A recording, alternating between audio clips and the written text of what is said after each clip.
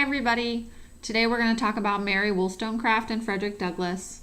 I want to acknowledge the difficulty of Mary Wollstonecraft's essay. Even the title is difficult. Of the pernicious effects which arise from the unnatural distinctions established in society. It's a mouthful, isn't it? So the title is basically saying that the unnatural distinctions, the categories, the expectations, even the stereotypes placed upon men and women have fatal effects, have deadly effects. And that's basically the title. Now let's acknowledge the essay was written in the 1700s. The sentence structure and the word choice is difficult. So I hope you've read it and I hope you've struggled through it. You worked through it. You did not give up. This is an essay that will be easy to give up. It's hard. You're going to have to struggle through the words, struggle through the sentence structure. But the ideas are beautiful. So the light at the end of the tunnel is that something that was written in the 1700s still applies today. So go back, look at the essay again and acknowledge the difficulty and say, you know what, I'm going to work through this. Now, Frederick Douglass is a much easier read. It was written in the 1800s, but his style is much more conversational and he tells a nice little story. So that's a much easier read, okay? But both essays have beautiful ideas that we're going to explore. Let's talk about some of the key points in Mary Wollstonecraft's essay. First, those who gain wealth and comfort tend to become idle and fail to perform their moral obligations. She is saying that rich people become lazy. A rich person doesn't have any innate desire to do anything. There is no sense of duty. The rich person just gets to sit around and do nothing. And that leads to trouble. Point number 2. Equality must be established between classes before morality gains ground. So she is discussing class structure. The wealthy tend to get away with doing nothing. Point number 3, society is not properly organized.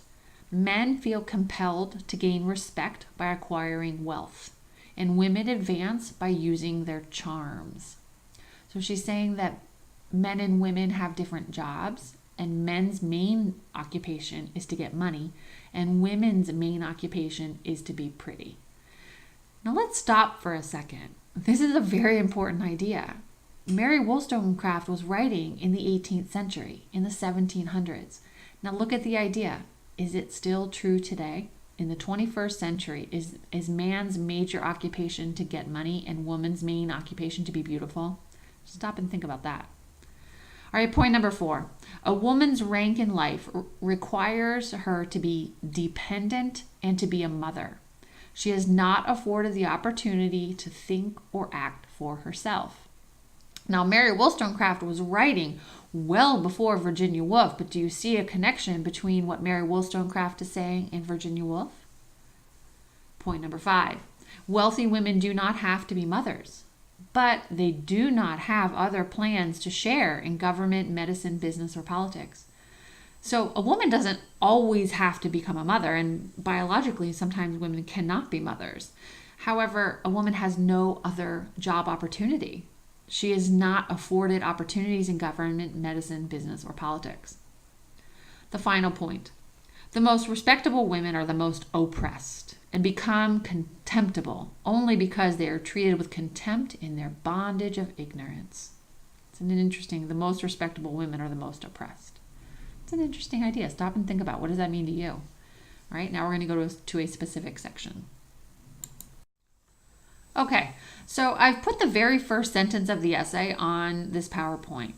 It's a difficult sentence, and it's kind of hard to be confronted with a difficult sentence as the first sentence of the essay. So I'm going to walk you through it. First, I'll read it. Quote, "From the respect paid to property flow, as from a poisoned fountain, most of the evils and vices which render this world such a dreary scene to the contemplative mind." End quote. Okay. The reason this sentence is so difficult is that it's not presented in contemporary way. It's not subject and verb and then object. The verb of the sentence is flow, and the subject is most of the evils and vices flow. So most of the evils and vices which render this world such a dreary scene flow from the respect paid to property. So all of the evils of the world are caused by the respect paid to property. So all of the evils come from this, are a waterfall that cascade down and create a poison fountain. All right. So we are drinking the water of evil because we are so obsessed with property.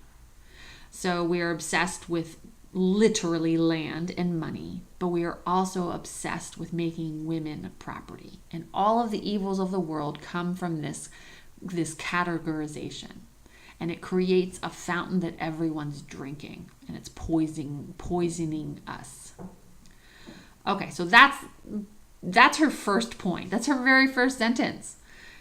Further into the essay, here's another quote. To illustrate my opinion, I need only observe that when a woman is admired for her beauty and suffers herself to be so far intoxicated by the admiration she receives as to neglect to discharge the indispensable duty of her mother, she sins against herself. Beautiful language. If you actually just stop and think about the sentence, stop and think about words individually and then put them together. This is a beautiful sentence. When a woman is obsessed with her beauty, when a woman is admired for her beauty, when everyone tells her she's beautiful, she becomes intoxicated. She becomes drunk on the idea that she needs to be beautiful. She puts all of her energy into her physical appearance, and all of that energy is taken away from an important job of being a mother, or maybe even a job of working in the government or working in medicine. Now, a woman's not afforded that opportunity, but if she were afforded that opportunity, Mary Wollstonecraft is saying, well, she wouldn't think about it because she's obsessed with her beauty. And when a woman becomes so infatuated, so intoxicated, so obsessed with her outward appearance, she sins against herself. So she is doing herself no good, right? She is not helping the world, and she is not helping herself by focusing on her physical appearance. It's a beautiful idea. And think about how that idea still applies today. When people are obsessed with their body image and their face, how are they helping the world? How are they helping the world to become a better place? Are they helping others? Are they being kind? Or is that obsession with how long the eyelashes are? Is that causing an obstruction of moral obligation? Now let's talk about Frederick Douglass. I hope you've read the introduction to his essay. Frederick Douglass was born a slave. He ran to freedom, and eventually he bought his own freedom. In this essay, Frederick Douglass is discussing the importance of education. He realizes that the only way to be truly free is to become educated. I like this essay in relationship to Mary Wollstonecraft because Mary Wollstonecraft is saying that a woman needs to be educated and to become a functional part of society. And Frederick Douglass is talking about that idea in terms of slavery and how slaves are not given the opportunity to learn and to become educated, and that lack of opportunity is basically perpetuating slavery. So let's talk about the first point of this essay. Douglass's owner, the mistress, Mrs. Ault, was a kind woman who had never owned slaves before. But the dehumanizing effects of slavery caught up with her and changed her quickly from warm and decent to harsh and unjust. So remember, Mrs. Ault, his owner's wife, was a very lovely woman. She was kind, and she started to teach Frederick Douglass how to read. And that opened a door for Frederick Douglass, and he was excited. But unfortunately, Mr. Ault told Mrs. Ault that it was illegal to teach a slave to read. Now, why was it illegal to teach a slave to read? Mr. Ault explains that teaching a slave to read would make a slave unfit to be a slave. And that, at that moment, Douglass realized that reading was crucial to freedom. The lack of education of a slave was on purpose. The white man was purposely trying to prevent the education of a slave because education would open the door to the slave to show him or her that slavery was wrong. And so Frederick Douglass realized, you know what? I need to learn to read, and I need to learn to be educated in order to fully free myself. Now, in the essay, after Mrs. Alt stops teaching him, Frederick Douglass decides to not stop learning. He does everything in his power to continue his education. He has to bribe the local wharf boys, the little white boys down by the fishing docks, to teach him to read. He brings bread to them so that he can continue his education. He basically does anything and everything to continue his education. He has an immense desire to become free, physically and mentally. So when he starts to read, he starts to really understand his powerless condition. And that ultimately is Mr. Alt and I think all slave owners' fear. Having a slave realize that his position in life is not okay.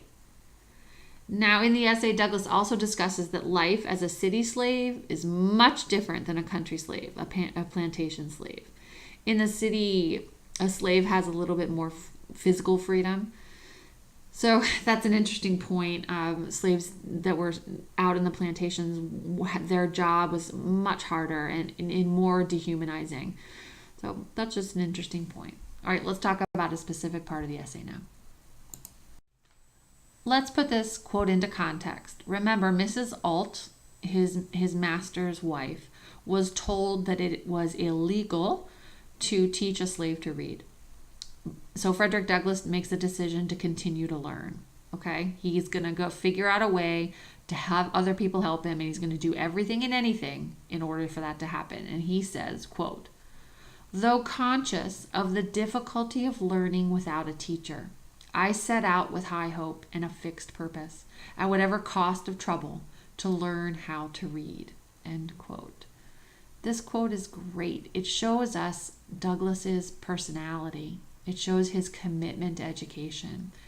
He says, though conscious of the difficulty of learning without a teacher. So Douglass acknowledges and understands that having no teacher is a setback.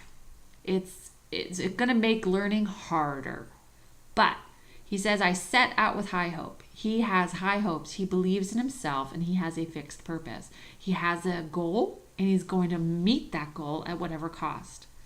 It doesn't matter if he gets in trouble. It does not matter if he has any setbacks. He will learn how to read because his goal is to become physically free as well as mentally free. And ultimately, he achieves those goals. But there are problems along the way. There are difficulties along the way. This quote helps us see that Frederick Douglass, he doesn't give up. All the struggles that he faces, he's just going to push through.